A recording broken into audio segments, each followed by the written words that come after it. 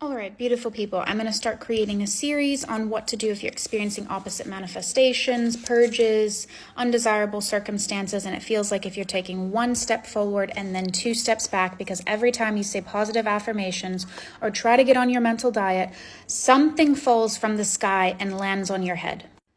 So before I get into it, please pause, save the video, share it with your friends, put them on game. I'm going to be reading from my phone about what I've put together on what I believe this is. And remember, my experience of what I'm about to tell you comes from working with literally hundreds of people and problem solving their situations for them for a very long time, coupled with my medical background of over 9 years of studying.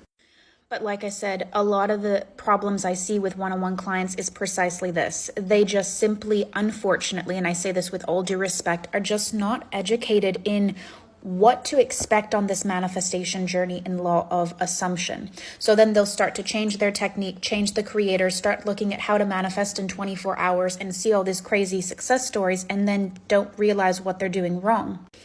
And in some instances, they are doing something wrong, and in some instances, they aren't, but I digress. I want to explain what you're experiencing. You may see it as your manifestation not working. However, it is the fact that it is working. What you're experiencing is your old subconscious beliefs pushing out to you to challenge you as to whether or not you're believing your new story or your old, and I can explain this in a scientific way. When you begin to affirm brand new things, for example, that have very much not been a part of your reality, such as I'm chosen, I'm wanted, I'm worthy, I'm good enough, your brain in some instances goes, hang on a second, what are you talking about? Here's a memory of being left. Here's a memory of not being chosen. Here's a memory of the third party. Here are those feelings that you felt when you were lying in your bed, soaking your pillow with your tears. My whole life, you've told me that that is not what we are experiencing, and now you're trying to tell me that that is what you're experiencing?